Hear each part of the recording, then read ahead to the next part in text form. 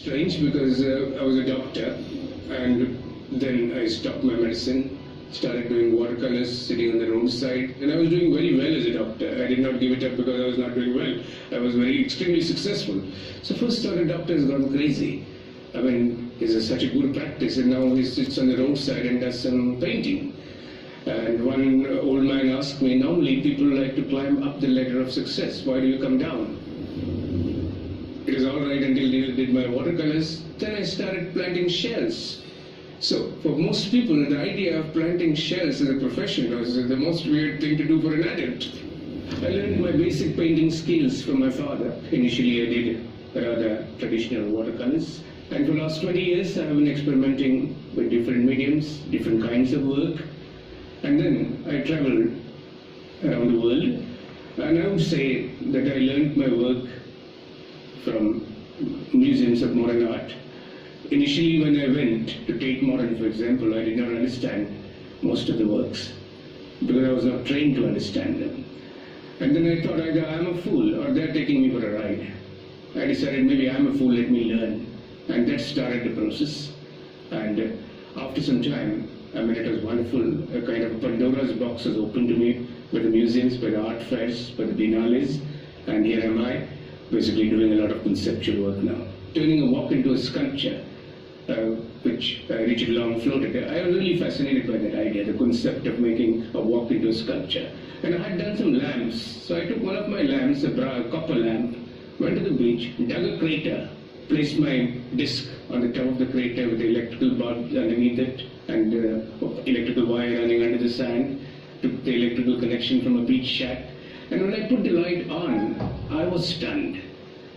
It was not intentional what I did. It was almost accidental. And my first piece of land art is called a 10th planet because I felt like God. I felt I have created a planet. Most of my work, which I do on the beach, is very temporary, which is ephemeral. It reminds me of a lovely poem by Tagore, who is my favorite poet. He says, the waves write their poetry on the sand, and not satisfied, wipe them off over and over again. So my works are kind of my poetry on the sand, and the waves wipe them off too. There will be some works which I do with shells, which will just last until the high tide comes. That's again a few hours. Well, I consider myself an ocean artist, a sea artist, because as a child, I used to go for a walk from the age of 6 to 16 with my father every day for 2 hours. We have hardly missed a day. And those walks were actually very important to me. That not only sort of created a great relationship between me and my father, but also my father instilled a lot of dreams into me. We would sit down and watch the waves break, the surf run onto the sand, and wet sand. But most of the waves broke and wet the same sand which was wet before. And then a bigger wave would come, hurry ahead, and wet new sand. And my father told me, son, anything what you do, it is most important to wet new sand. I do not know whether in my artistic endeavors I have wet new sand, but if I have not, I will try my best to. And this kind of walks sort of created a great relationship between me and the sea. The sea became a friend, a master and a muse, and an inspiration. And so a lot of my work is now connected with the ocean. When I plant shells, it is not just because they're beautiful, it looks interesting. When I do that, there's a wonderful kind of a symbiotic relationship. Inspiration, medium, and the canvas. The sea is my canvas, the shells are given to me by the sea, the sea is the inspiration, and sea is also the theme. I have worked with sand and light. Every child, when a child is asked to do a sunset picture, they just a sun and a triangle of lines. So I decided to create my triangle of lines with just some kind of burrows and light behind. See, I'm always open to all kind of materials. And with this new material, the old truck tires, which I very often use now, which I got acquainted with in Jaipur. In Jaipur, I saw a shop selling products made out of old truck tires. When I bought this material, I didn't know what I will do with it. And I thought that on the roads of Rajasthan, the soles of the camel fit get worn out, and so do the tires of the trucks. So I decided to make a camel foot with old truck tires. The ideas are important to me, and then new materials fascinate me. So over day I was doing an interview with a cane maker, and I found this story very interesting and the way he was working. So I decided, okay, I made a drawing and said, can you do that? And he did it for me. And then we just used them as lamps in a festival. So I've always been fascinated with boats, the wooden boats, especially the way the two pieces of wood are joined to create the boats. For me, that's wonderful. And I have been, as a child, clicking pictures of the surfaces of boats, because the surfaces are so rich. Because for 50, 60 years, the waves have played upon the body of the boat, creating all these surfaces. And I loved them. And then, slowly, the fishermen are now using fiberglass boats because they're cheaper, they're lighter, they consume less petrol, and so they sell the old boats. They don't know what to do with them. So one day I bought our old boats, and I started working with this, and it was a wonderful experience because here I was working with a boat which was already in use for 60, 70 years. So the whole story of the boat is incorporated in my sculpture, which I make out of this boat. So it's like using history as a medium for sculpture itself. The songs of the fishermen, the lines, the grooves made by the rope, which pull the nets into the boat, the waves playing and making those textures, all that becomes part of my sculpture. When I was asked to do this installation, one of the biggest problems was this big hotel, Burj Arab. Now, Burj Arab was so dominating, to do something next to it, which will stand, was a big challenge. But interestingly, what happened was, because of the shape of the boats and I put them vertical, it just goes very well. I realized that the oceans, which separate the continents, were also responsible for uniting the continents. I was a doctor practicing on the seaside. I had a hospital where I said babies were born to the music of the waves because it was that near. All fishermen were my patients. And I realized that their life is so much intertwined with the ocean. It's almost inseparable. And that idea of inseparability fascinated me. Because if you have studied the life of the fishermen, they don't sleep at home. They sleep on the beach under the open sky.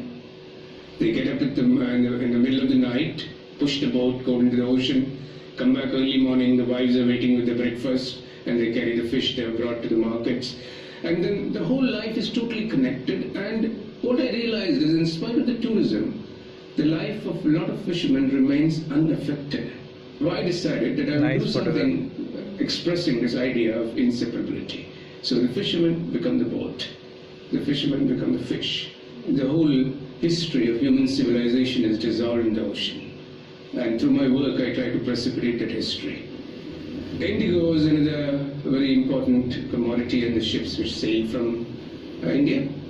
Indigo is a color which is supposed to have seduced the world, and it has been used for times immemorial. And initially, the blue indigo came from a plant. When Gandhi arrived in India, indigo color, he had come with his paraphernalia of new experiments with his satyagraha. And the first satyagraha in India was actually to help the indigo workers. There were some very interesting dramas written in Bengal. One is called Neel Tarpan, which is about the indigo. Neel Chas. And so indigo really fascinated me, and I loved the color. And then I found a very wonderful way of doing it, that I started covering rocks with indigo. Wow. Initially, when I started covering the rocks, I didn't know how to do it, because first I went with 100 toilet papers and some glue, thinking that I will cover the rock with toilet paper and then apply indigo to it. And then I also carried a sieve, and it was very windy. And I just put a little bit indigo in the sieve and just tapped it, and the wind did the job. What I had thought would take 10 hours was done within 10 minutes by the wind. And just within half a kilo of indigo, I could cover a huge rock. And that's how this series started. The ocean was a vehicle, as an enzyme, a medium for intercontinental cultural diffusions. Chilies, for example, we never had in India. Chilies were there only in South America, and chilies were brought by the Portuguese in 1500, and within 50 years they spread all over India, Southeast Asia, China, Japan, and we cannot think of Indian food without chilies now. And very few Indians will be aware that chilies are not from India. I made some chilies which are covered with the Rajasthani cloth, kind of Indianization of chilies. So basically all this history I try to Portuguese stir with my work. अब India में ही It's रहेंगे. not just chilies, even the religions got Indianized. If you go to Kerala, Christianity arrived in India much before it went to Europe. In 52 AD, Thomas the Apostle came to Kerala, and the first church was built in Kerala. And slowly there were transformations happening even in the way the cross is depicted. So I made one of the works where actually I've clad the cross with Krishna's dress. I was invited to do a work in a garden in Lisbon, and this garden has been existing ever since the days of Vasco da Gama. There was a chapel in the garden, and even Vasco da Gama has prayed in that chapel before setting sails for India.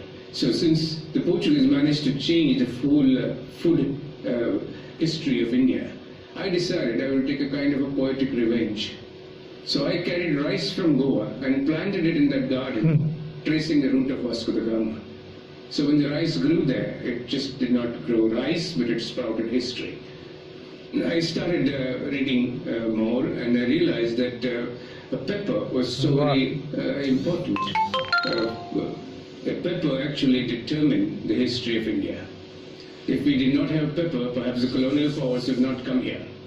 They came to control the pepper tree, which was earlier held by the Arabs, and they wanted an alternate route. That's how Vasco da Gama found an alternate route, because through Arabia it was impossible for them to defeat all the Arabs and come through Arabia. And many countries in Europe use pepper as a currency.